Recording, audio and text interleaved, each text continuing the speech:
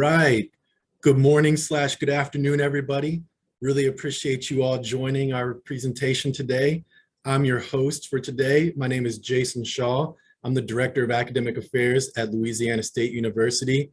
Super excited to have the VIP experience at VT, Intentional Programming for Volunteers, Interns, and Practicum students. Our presenters for today will be Alise Svihla, our Associate Director for Student Athlete Academic Support Services at Virginia Tech. And we also have joining us Jordan Duty, undergraduate student in Human Development at Virginia Tech. For the sake of questions, we'll hold those off until the end, and then we'll do a little moderation at the end of the presentation. If you would like to activate live captioning, you can select the live transcript at the bottom and then select Show Subtitle. And once again, we really appreciate you all joining and being a part of our conference today. And without further ado, I'm going to turn it over to Alise and Jordan. So give it up for them. Yay, I feel like that was the time to clap, Jason, but nobody can clap. All right, thank you for that awesome introduction, Jason, and keeping us company. Yay, thanks, Felicia. You guys are awesome. Love this audience already. Oh, wow, you guys are great. Hopefully you'll still be clapping at the end of this presentation. So thank you for keeping us company while we were nervous beforehand. Haven't presented in a long time, so getting excited about getting back in there. I'm gonna go ahead and share my screen and let you guys see our presentation. So hopefully I'm still good at the Zoom technology here. Jason, are we good? Perfect, okay. So we are gonna go ahead and introduce ourselves again, just to make sure that everyone is aware of who we are and hopefully start some dialogue towards the end of this. But my name is Alise Svihla, as Jason said. I'm an associate director here at Virginia Tech. I work directly with our men's basketball and women's lacrosse programs. And I also coordinate our intern program, which we call our VIPs, volunteers, interns, and practicums. I've been back at Virginia Tech for about 5 years now. I went to school here, and then I've also had stops at Florida State, where I got my master's, and then also worked at JMU and South Carolina before coming back to Tech. So I've been in the field for about 15 years now. Like I said, I haven't presented in a while though, so I'm actually a little nervous right now. So hopefully y'all will bear with me. And then I'm excited to have Jordan here with us too, and I'll let her introduce herself. Good morning. My name is Jordan Duty. I am a junior studying human development here at Virginia Tech with a minor in psychology. I'm currently in my second semester here at SAS working as an intern. And this semester, I'm actually also working as an academic mentor. Awesome. And fun fact, Jordan and I are actually from the same little one stoplight town in Virginia near Hampton, Newport News area. And we did not know each other before she started working with us. So super cool little fun fact. You will not be quizzed on that later. Just wanted to tell that and share it with you guys. So Jason's the only one who can give us feedback because he's the only one whose camera's on. So thanks for the smile. So we're going to go ahead and get started. For this presentation, we wanted to share about our VIP experience, our intern program. It's something that I took over working with about probably 3 or 4 years ago here. And it's something that we think is a little bit unique here at Virginia Tech, and we'll talk about the ways in which it is unique, and hopefully we can share some ideas. Just by show of hands, if I can turn that on. How many of you have intern programs at your school? If you can maybe raise a thumb, show a hand. Awesome. So quite a few of you have an intern program at your school already, which is great. That's one thing that we're curious about, and we're hoping that this presentation can be a session where we can share some ideas. Obviously, we're going to tell you about our program, but we'd love to hear about yours as well and have some sort of think tank where we can come out of this, where everyone can have something that they can gain and take from this program here. So to start, this is our position description here at Virginia Tech. Here for our VIPs, you'll see that this is a pretty well-rounded experience, and we try to give our VIPs an overview of the field of athletic academic support while they're with us. Some of our interns are with us for 6 hours a week. Some of them are with us for 10 hours a week, and some 20 hours a week. So it really varies, and that's why we try to keep a pretty broad position description. And as you'll see on here, let me get this off my screen. As you'll see on our position description, We have them doing a number of different things. At the top, you'll see administrative responsibilities. So our interns can help us with things on EAB or Navigate, whatever they're deciding to call themselves these days.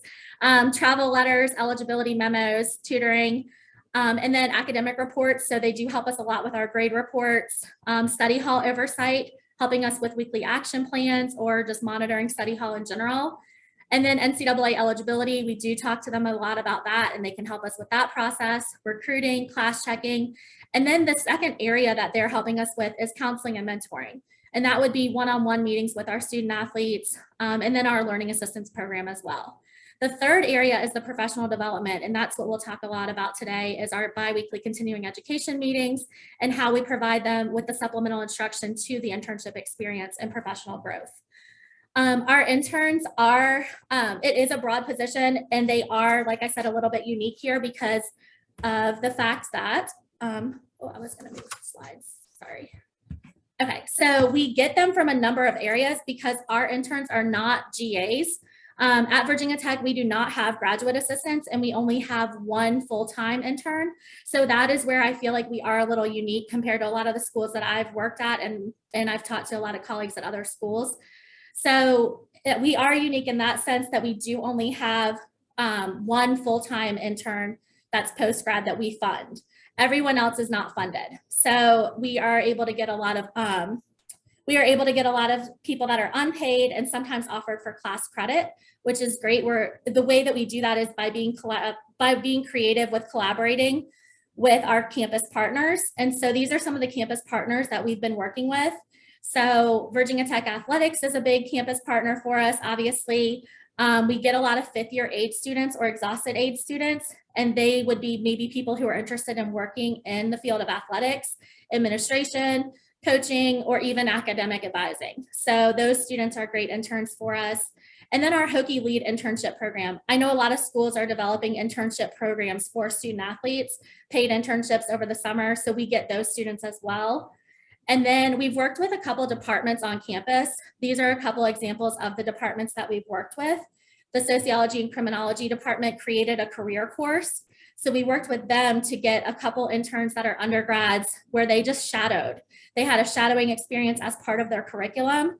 And so those interns were able to come over here and get some experience learning about what the field of athletic academic support was, and also help us with special projects as well. So it was a win-win situation where they got to learn about being in an office like ours, and we got some extra help with study halls and projects that we were working on. The Department of Human Development is a big one for us.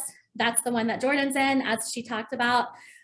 They require a field study for our graduating seniors, and juniors and seniors usually are in that field study. So that has been a great program for us to be able to work with them, collaborate with them, in order to get students over here who are interested in any sort of human services field. And we count as one of those human services fields. So the last one is our higher education graduate program. Our graduate students that are in that program are required to do practicums. So we're able to get a lot of those practicum students over here in our area to complete their practicum with us. Again, these are unpaid positions and a lot of times offer for class credit. So it's a nice way that we're able to collaborate with our campus partners since we don't have GAs and only that one full-time intern. So kind of like Alise mentioned, I am a human development major, so I am using SAS as my field study placement. So we're actually required to complete 6 credits of field study, and we can break them up into 2 semesters and do 144 hours each semester, or do them all in one semester, which is 288, which is about 20 hours a week.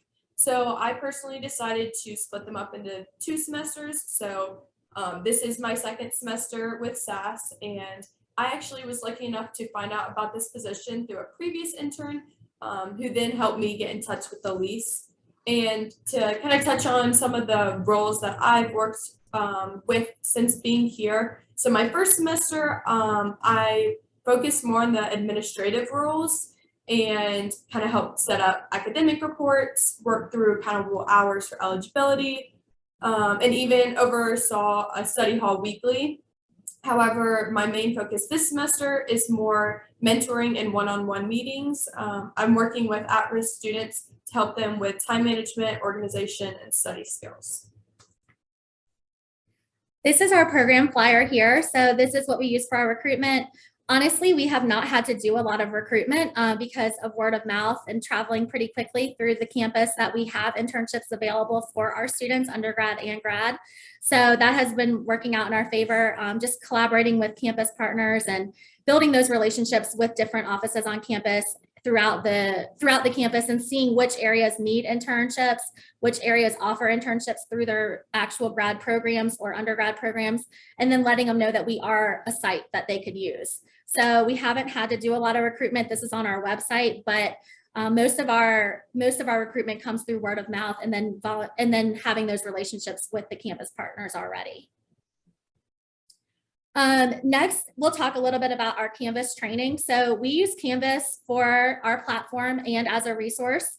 So we have 8 online modules that our VIPs go through, and each module includes a number of resources that our VIPs can go back and access at any time. And this is why we wanted to use Canvas, so that they could go back in there anytime, see any of the resources that they may want to access later. So we have each of the online modules listed here, and then some of the things that are listed within each module. I'll actually pull it up and show you. Well, I'll try. So I'm going to share this now. Let's try this. Okay, so now we are sharing our VIP screen for you to see. Okay. All right, so this is our VIP site on Canvas for our interns to use. We use quite a few of the functions on here, but the main one is our modules. And if you are not tech savvy, don't worry, I am not either. So it was actually pretty easy to create a Canvas site though. Each of the modules has multiple items within it. So we start with module 1, and we try to have these modules go in order of the semester as well. So module 1 is our introduction module. This is where we have our interns go through their orientation, have their position description. We talk about orientation for each of the areas that they might be working in. So mentoring orientation, study hall orientation. Of course, they need to sign agreement forms, confidentiality forms, and things like that. So those are all kept in here as well. They'll have access to our staff directory, our committees within the office, and then we have them create their goals in here as well, so we can keep track of those. At the very beginning, that's the very first thing that they do, is submit their goals for the semester, because obviously we know each of our interns are coming from different places, especially those grad students who are doing a practicum versus maybe a human development undergrad like Jordan, who's doing a couple hours with us or 20 hours or whatever it might be, versus maybe a sociology student who is just doing a couple hours with us a week. So we want to know what their goals are, and that way we can tailor our internship towards their needs, whether maybe they want to learn more about recruiting, or they want to learn about academic advising or eligibility specifically. So that way we know exactly what their goals are. And then their staff introduction project, Jordan will actually get into all the projects a little bit later. And then module 2 is focused more on the academic platforms. So the platforms that we talk through are TeamWorks, ARMS, Navigate, and HoagieSpa, which is our system that we use here to look at transcripts and grades and all that good stuff. Module 3 is their reporting module. So we give them examples of all of the different reports that we'll use. Academic reports, grade sheets, academic watch lists, final academic reports, end of term reports, etc. Eligibility is module 4. So we have access, we give them access to our transfer equivalency database, talk about transfer infographics. Obviously, there's so many resources that you could put in here, but we try to give them just the basics that they might want to know about. Eligibility information on here, grading scales, APR and GSR. And then we do link the NCAA Certification Resource Center on here, and we go through that in detail with them so that they can practice learning by Law 14 and take those quizzes on that website, etc. Module 5 is advising. So this is where we talk through check sheets and majors and pathways, which are our liberal studies, general education type requirements. And we show them the advising form that we require our students to get signed. We show them how to do a degree completion plan and how we keep all of those on file. And then recruiting is module 6. We show them recruiting PowerPoints, recruiting talking points, making sure that they're understanding what our role is in the recruiting process. Module 7 is our LAP program, which is our learning assistance program. We show them how we work with the students with services with disabilities. That's our SSD office, the accommodation process, tutoring, mentoring, all of those aspects of LAP. And then our last module is professional development. And so that's where we show them about M4A, NCAA, NACTA, NACADA, all the great resources that we have for professional development. And then we also link to virtual convention recordings, journals, things like that. So that way they can access any of those recordings and check out the different videos that they have access to. Then they have their evaluation and additional resources that just kind of didn't really fit anywhere else. So we have additional resources such as their sample academic weekly plans, weekly action plans, assignment calendars, summer transition series, which is our summer bridge programs, weekly team meetings or regular semester team meetings, travel letters, etc. So this is what our Canvas site looks like. Again, they have access to all of this at any time. And we go through each module with them when we meet with them, which we'll talk about our meetings in just a second. Okay. Oh yeah, we're not doing questions then. So let me show you the next thing here. So the modules match up with their continuing education schedule, which I'm pulling up.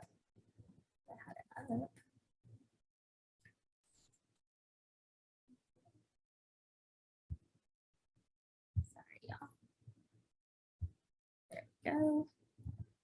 Okay.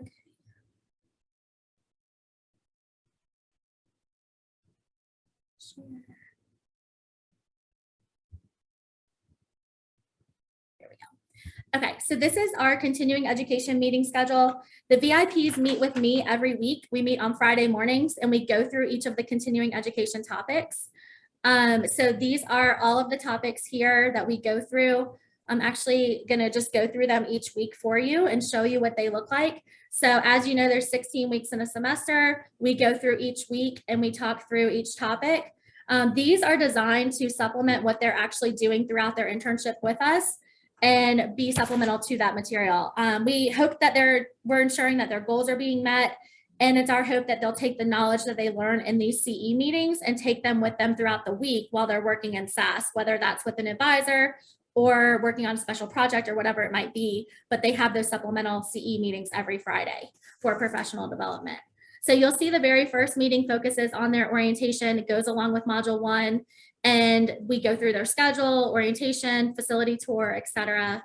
The second week is usually around recruiting time, so we'll have them shadow a recruiting visit. We feel like that's a really good way for them to see what we really do and hear it from us while we're talking to recruits too. So they'll shadow that recruiting visit. And then the third week, we'll go through our academic platforms. We'll talk about Navigate, HokeySpot, Teamworks, Canvas, ARMS, etc. The fourth week here, we are talking about reporting. So that's where we get into our daily reports, our weekly reports, our midterm reports, coaches meetings, team meetings. And you'll see we start to bring in guest speakers. We try to bring in guest speakers every week from different areas on campus or in athletics, so that way they can be exposed to those different people that they can network with and also learn about other areas that they might want to work with in the future. So first we bring in student athlete development, see what they do, make sure that they understand what their role is. And then the next week, we have LAP lead that session. So that is all about our learning enhancement, our learning assistance program, and SAS, how we work with SSD, the accommodation process, and test anxiety, time management, all of those aspects to LAP. We do have off for fall break, so that's built in here. And then you'll see the next one is advising. We actually have an advisor who has done campus advising and then moved into athletic advising. So she talks to them about the differences, the pros and cons, what you might see when making that transition, or if you wanted to look at campus advising versus athletic advising. So that's been a really helpful session for them. Then we do the advising cycle, advising and course requests, check sheets, pathways, degree completion plans, and our advising form. That matches up well with our advising cycle. So we have them learn all of this material right before they help us with class registration. Then we'll start eligibility. We do 2 weeks of eligibility. Obviously, we could do an entire semester on eligibility, but we try to break it down into 2 weeks. Last semester, we actually did it in 3 weeks, but we try to have it on the schedule for 2 weeks. We bring in compliance to do that with us. So we have 2 compliance officers that help us with this. The first one is our compliance officer who helps us with basic eligibility rules, just kind of talks to them about the 6 and 18 and 24, et cetera. And we talk to them about how to read a DARS, a degree audit report. We actually help them learn how to do the math on it, and we do some practice DARS. We do some case studies and give them some examples and have them practice it, and to have a little math problem and make sure that they do their homework. So it's good to show them how to do that and have some practices. And then our next eligibility, Allison, she works with us on our transfers and then shows them the transfer process. Also our initial eligibility, talks to them about admissions and what her role is there. Then we'll do a little bit of GSR, APR, show them how APR is calculated and give them that experience as well. Then we get into academic integrity. We do have another speaker come in there. As you'll see there, our sports psychologist comes in. That's opened their eyes to a whole nother field as well. We've had a lot of interns that are really interested in that field too. So that's been super cool to see how mental health is so important in our field. And then academic integrity cases and examples, things that have been going on in the field that they might need to know about. And then we have a professional development day, which Jordan will talk about in just a little bit. And then recruiting and relationships with coaches. We'll actually bring in a coach. I usually rely on Coach Webby. He's one of my favorite coaches. So he comes in and he'll talk to them about relationships with coaches and what our role is with the coaches, with the coaching in terms of recruiting and meeting with coaches, and what his role is in terms of academics. And so it's really great for them to have that experience and hear it directly from a coach. Next, we have our former VIP panel and networking session, and Jordan's going to talk about that as well. And then of course it's a break. And then one of our last sessions is on end of term reporting. So that obviously matches up with the end of the semester there too, where we go through and talk about our end of term reports, getting ready for summer, getting ready for incomings, orientation, tracking, how we monitor all of that, how we communicate that information, our final exam schedules, final exam tutoring, major changes, all of those types of things. And then we get into our final reflection projects, which we will get into just a little bit. So that is our schedule there. And I'm going to pull up the PowerPoint again. So this is our schedule. As you can see, these are the 16 weeks. I was trying to have you guys there too. Oops. Okay. Share.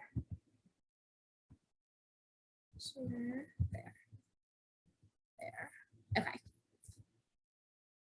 Slide. Okay, so this is the 16 weeks all on one side here, so you can see what we do for those 16 weeks and the guest speakers that we have come in. And again, we can take questions at the end, and we're happy to share any of this information or that schedule with you as well. So personally, to get into a few of my favorites that I really enjoyed the first semester I was here, a couple of those were eligibility, advising, and then the former VIP panel. Learning about eligibility was really important for me because I was working on a couple projects that had to do with eligibility. So getting to sit down for a couple weeks and talk through that helped me better understand those projects and kind of just have an idea of like what I was working on rather than just how to do it. And then the second one, the advising, it was really cool to check the major check sheets and then the degree audits to make sure the students were able to graduate on time. And I can also kind of apply that in my own life because I'm a student here as well. So I got to go back and do that for myself and kind of see where I was and if I would be eligible as a student athlete. And then finally, my favorite one was probably the former VIP panel. This one really stuck out to me because we got a chance to hear from the past SAS interns and kind of hear how their experience at SAS has helped them get to where they are today, and just ask a variety of different questions that are specific to our program here. So getting a little bit further, or looking a little bit closer at the staff introduction project. So as an intern, we're tasked with the assignment to spend some time with each SAS staff member and discuss their background, their job, some of their everyday duties, or even like what motivates them every morning. So a couple of the questions that I found really helpful that I was able to learn a lot from was what was the most important leadership skill to have? What originally interested you in the student athlete advising field?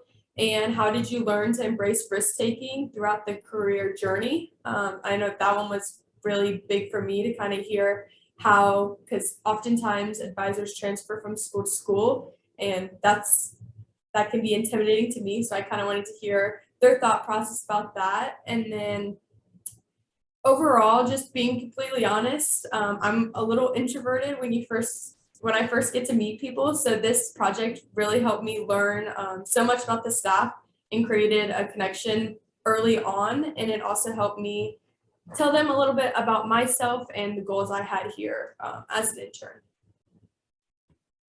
So then the professional development day, which Alise touched a little bit on, was part of our professional development weekly meetings. So one of the Fridays we were unable to meet in person, and so then we were given the task to choose 2 recordings from either NECTA or the N4A convention website, and then we had an online discussion about some of our key takeaways. I really enjoyed this because I was able to go through the website myself and kind of choose what videos are applicable to my life and kind of my position in the field right now. So I ended up actually watching 3 recordings because I really enjoyed this activity. So one of them was goals-based study hall systems because I was overseeing a study hall at the time, and then hiring practices, and then breaking into and navigating the profession of college athletics.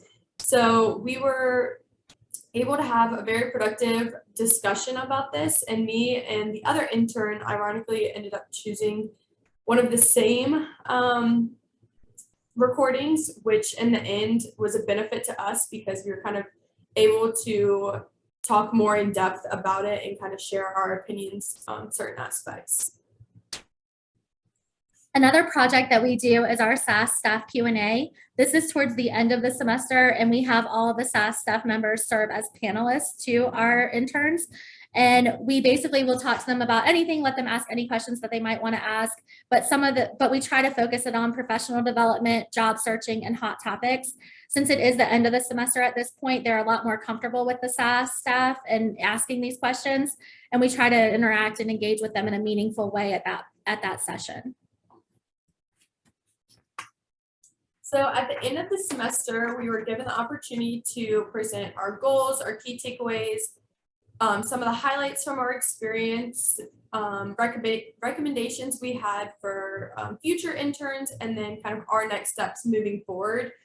And this really gave me the experience presenting and public speaking, but it also allowed me to reflect on my past semester and kind of compile all my projects into one presentation and just kind of identify where I found the most valuable things. And it was also a chance for me to show my appreciation to the advisors and let them know kind of the impact they had on my experience here.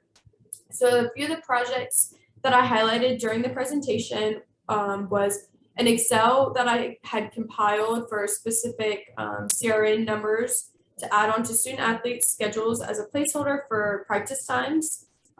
Final grade reports. I created recruiting flyers for both the basketball and baseball team that included their academic statistics from the prior semester for them to show during recruitment visits. And then countable hours report to determine a student athlete's eligibility.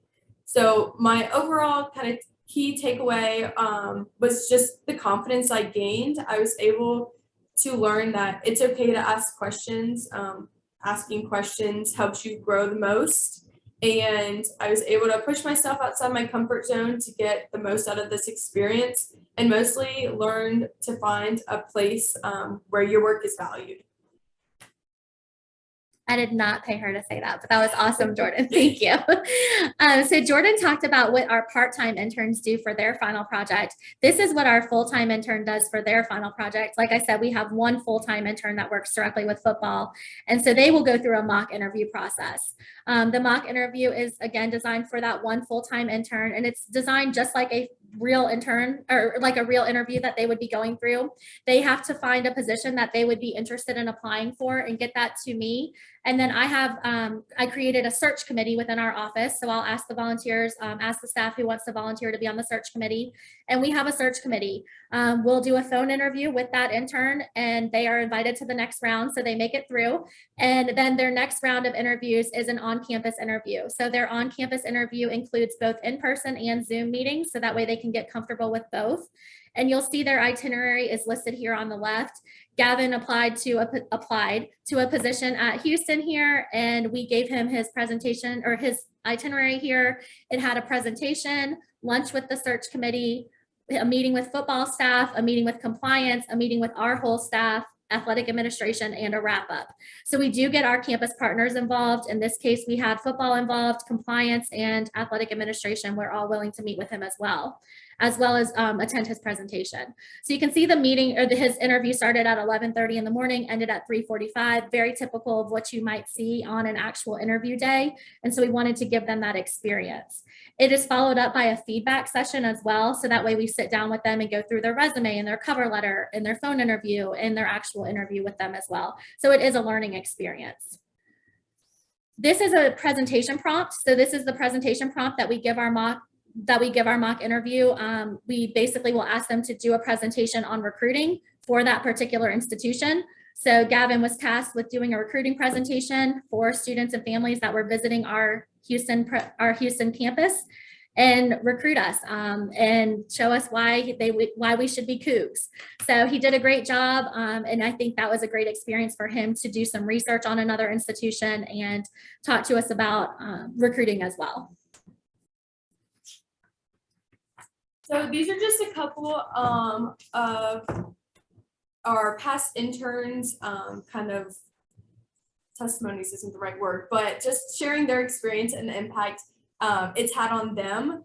So on the far left is Libby Griffiths, who is actually currently a graduate student pursuing a degree in elementary education and will be graduating this spring.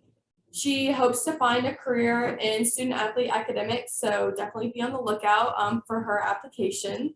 And then in the middle is Hannah Richards, who was an intern here in spring of 2020, and she now serves as the senior academic advisor at Tulane University. And then on the far right is Cliff Wimberly, who is a current intern working full-time with the football department. And as you can see, take a minute to kind of read their responses, but SAS has had a huge impact on their lives and has helped them tremendously for their future career. And personally, I can't say enough amazing things about my experience this past year. It's helped me grow in so many ways and helped me get a better understanding of what my career path will be. And I have one semester left in my undergrad, but I may end up going to get my master's in order to stay in this field for many more years.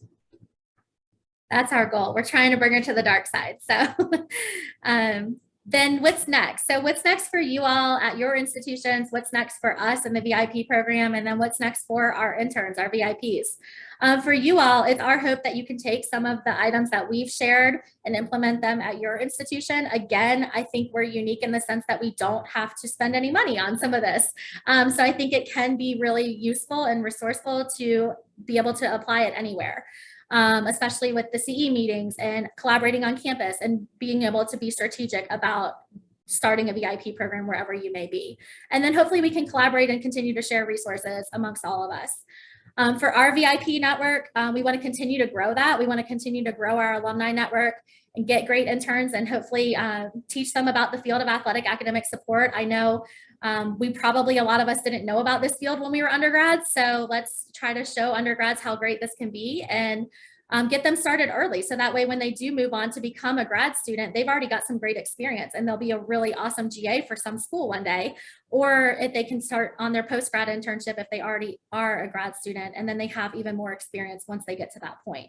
And then for our projects, hopefully we can continue to refine and develop some special projects through our VIP program to make those meaningful for our interns. And then finally for our VIPs, as you can kind of tell from our last slide, a lot of the interns go on to grad school and become a GA in the field. Some do post-grad internships, and then some, like Hannah, go into full-time employment as soon as they graduate. So we are ready for questions. If anyone has questions about our VIP program or things that we can answer. And then after this slide, we have the survey slide as well, Jason. So any questions for us?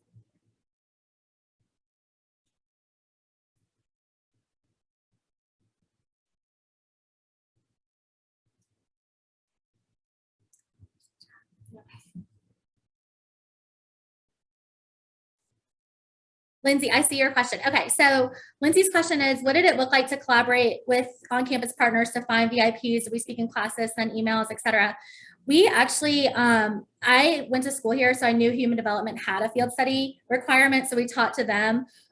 We talked to the advisor for that field study and told her that we had an option available, and I've communicated with her about that and sent her the flyer for our internship, so that way she could share it with her classes and with her students that come to her field study meeting. And then for the sociology and criminology class, that was a new class that they created, and they actually reached out to me and said, we're doing this, do you know of anything on campus? And I said, yeah, like, let me partner with you, we actually have an internship too. And then I collaborated with our career and professional development office to let them know that we have internships available, and if they knew of anything through their areas as far as campus partners or other classes that might be offered, we would be happy to partner with them too. Yeah, I can speak on the first one a little bit more with the human development. So for me personally, we're required to go to a field study meeting where she kind of goes over, our professor kind of goes over just the requirements for field study, because there's a ton of different placements we can choose from. But myself, as many other students, kind of didn't even know where to start looking. Human development is a very broad field, and so I could choose placements anywhere from physical therapy to teaching in a school system, but luckily came across this one and felt that that was kind of where I should look further into. But yeah, we have a variety of different programs, and that's where this one is kind of put with. So we could check that out. Yeah, no problem. Another thing there is that particular individual, Dr. Verdu, she is the one who coordinates all the field studies. She keeps bulletin boards outside of her office so that the students can come by and look to see which areas they might want to work in. So keeping a flyer outside of her office is always helpful too. And I know other areas, if your particular institution has a human development major or a psychology major or any other, or sport management major, any other major that might match up well with what we do, getting involved with them, collaborating with them, telling them that you would love to have some interns, some volunteers, and having a flyer outside their office or in their advising room might be helpful. Nicole's question is how long it could take to implement a program like this if your university doesn't have one. Honestly, Nicole, I don't think it would take that long. I think it really is just collaborating with some campus partners, and then I think just letting those interns know that you're willing and open to letting them come work with you and giving them that experience. I think a lot of undergrad students do want the experience, but they don't know where to start. So letting them know that you have an opportunity available and then showing them what this would look like. But we're happy to provide the blueprint as far as those CE meetings and the Canvas modules or anything that we can do to help with that. But I don't think it would take that long to get started, as long, because I think there is an interest. Yeah, definitely. Send us an email. We'll send you some info.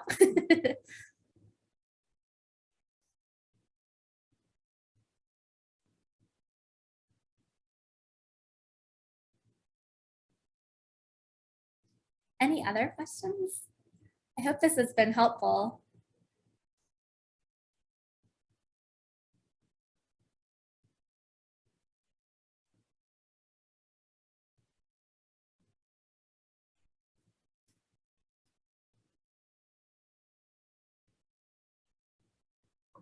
Oh, good. It was helpful. Thanks, guys.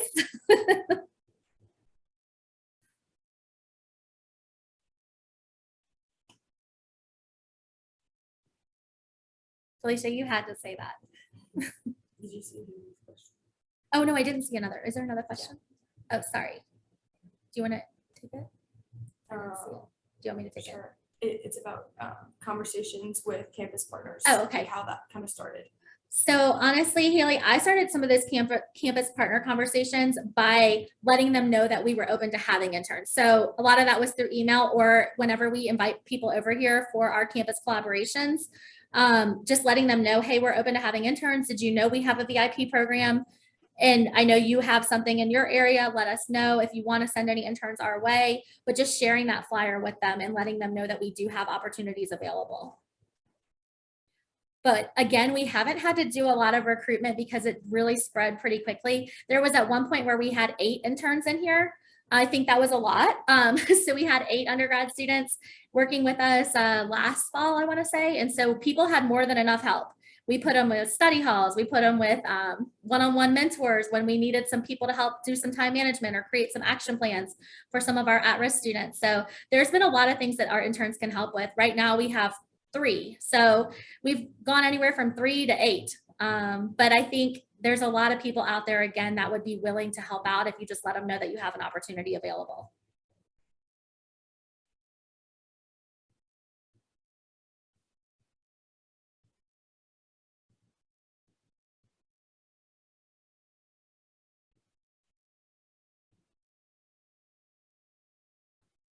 Haley's wheels are turning. I love it.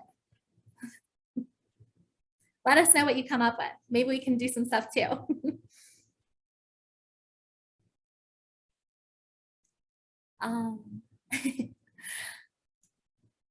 I know we ended a little early, so if there are any other questions, Jason, we can stay on. I don't want to make everyone stay on, but we are happy to stay on. And I'll also put the survey link up here.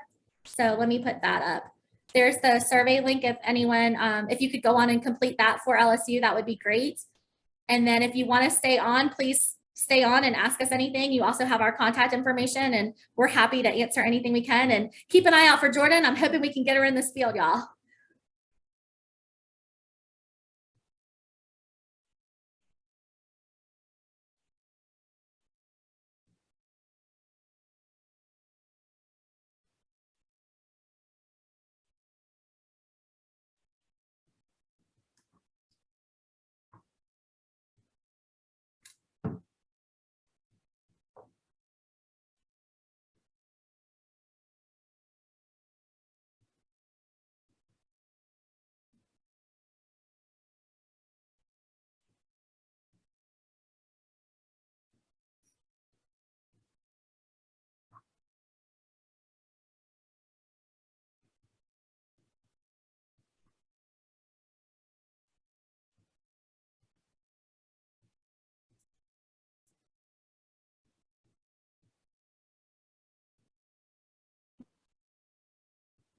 Can I ask a question out loud?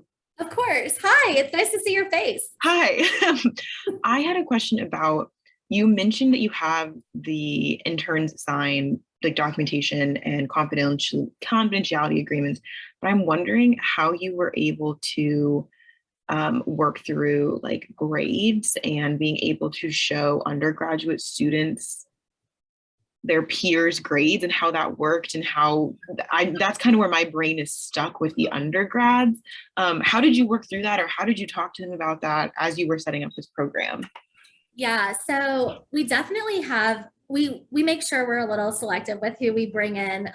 We do an interview process. We make sure that they are people who are going to be confidential, who they're going to be mature about the situation. We usually have them help us with a little bit of the more administrative type duties at first, where they're setting up grade reports, they're setting up weekly action plans, monitoring study hall, things like that.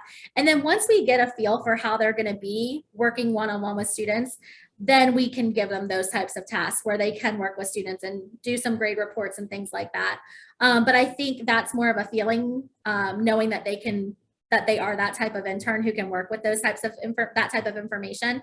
But they do sign the confidentiality agreements. We do go through that with them. Our orientation is very, I would say, pretty robust about the rules and making sure that they are not going to break any rules. We don't want them to have relationships with students. They should not be friends with them on social media, all of that stuff. So we talk to them about that. And then if they have a pre-existing relationship with a student athlete, we need to know about it. Do y'all ever have like social work students who are doing programs or education? Do you have graduate students, or do you more focus on the undergraduates? If we had a social work grad program, we would definitely pull from that. We don't have a social work program, but absolutely. If we had one at Tech, I would want to pull from there for sure. We have a higher ed program, so that's usually where we pull from. We don't have a sport program either, but I would definitely pull from there too if we did. But absolutely, I think social work would be great. Even as a social work undergrad students, if they had any of those that were interested, I think those would be great students to pull from, especially if we wanted interns. When we meet with our interns who are interested in being a part of the VIP program, we'll talk to them about how there's kind of two areas within our office. You can work on academic advising or the LAP side. And so I think if you're working with the social work or psychology students, they might be more interested in that LAP side. And so we ask our interns, are you interested in one side or another, after we explain it to them. And I think a lot of those students would probably be interested in the LAP side. But like right now, Jordan's a mentor with us and we're able to pay her this semester to be a mentor. That's because last semester she did the intern with us unpaid. We were able to see how she was able to see how we were. She's our only undergrad who's getting a mentorship experience because she's able to handle that. Whereas we would never really hire undergrads as mentors. That makes sense. That's what my brain is. Yeah, the only way I can explain it. I totally understand that. Yeah, we have some programs similar, but not an internship program. And so just thinking of how y'all have built it out starting in the undergrad and thinking of the possibilities of those students who stay for grad programs here and being able to really work with them over several years before they leave and go to a Virginia Tech per chance. Yeah, I have to go find my boss because now I have a lot of ideas. I'm so glad it got your wheels moving. It's definitely cool because like Jordan, she's a junior. And so I'm hoping we got her last fall, we get her this spring, and then I'm hoping we'll get her next fall too, right? So, and then Libby, I know she showed a picture of Libby. We had Libby for 2 years. And so, wow. And then she wants to go be a GA. We don't have a GA experience or, we don't have that opportunity, but she can go somewhere else and she'll have all of that background. That's what Hannah did. She was with us for a couple years. She was with football recruiting, then she was with us for a couple of years. Then she went to Tulane where they hired her as a GA and then took her on full time before her GA was even over because she had that much knowledge. That's awesome. Yeah, and it's a great way to get a foot in the door. Yes. In a way where it's not that overwhelming, like, oh my God, what is eligibility and what is a benchmark and what is progress toward, you just know some of it. And then it's just honing it toward the institution where you are. Right. Versus like learning every single thing and hoping that you understand it and getting it. So thank y'all. This has been. Thank you. I'm gonna go find my boss. So thank you so much, Haley. You might get an email from me in the next couple of weeks. So thank y'all again. Absolutely. We're happy to share anything. Yes, and have a great rest of the day, y'all. You too. Thank you. Bye.